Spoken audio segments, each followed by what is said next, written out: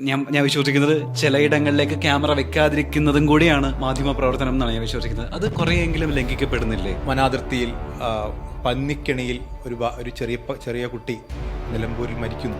ആ മരണം നടന്ന വീട്ടിൽ അവിടെ സംസ്കാരത്തിന്റെ സമയത്ത് ആളുകൾ കരയുമ്പോൾ ആ കരയുന്ന കണ്ണുകളെ ക്ലോസപ്പ് ചെയ്തെടുത്ത് അത് അവതരിപ്പിക്കേണ്ടതുണ്ടോ എന്നുള്ള ചോദ്യം വളരെ പ്രധാനപ്പെട്ടതാണ്. വ്യക്തിപരമായി എനിക്ക് അതിനോട് താല്പര്യമില്ല. ആ മരണ വീടിന്റെ ദൃശ്യം എന്ന് പറയുമ്പോൾ നമ്മളൊരു ഓടിട്ട വീട് വളരെ വിദൂരമായൊരു ദൃശ്യം കാണിച്ചാൽ അതൊരു മരണ വീടായി രജിസ്റ്റർ ചെയ്യപ്പെടില്ല. ആ വാർത്ത ആളുകൾ കാണില്ല. ഈ വാർത്ത നോർമലി കേട്ട് കഴിഞ്ഞാൽ നമുക്കൊന്നും അങ്ങനെ ഇമ്പാക്ട് ഉണ്ടാവില്ല. എവിടെയോ ഒരു മൂലയിൽ ഒരു ബാലം മരിച്ചു. പക്ഷേ ആ കുടുംബത്തിന്റെ കണ്ണുനീർ നമ്മൾ കാണുകയാണെങ്കിൽ നിങ്ങൾക്ക് അതിന്റെ ഇമ്പാക്ട് ഉണ്ടാവുമോ? തീർച്ചയായിട്ടും. ആ ഇമ്പാക്റ്റിന് വേണ്ടി നമ്മൾ സ്വാഭാവികമായിട്ടും ക്യാമറകൾ അവരുടെ മുഖത്തേക്ക് വെക്കണം.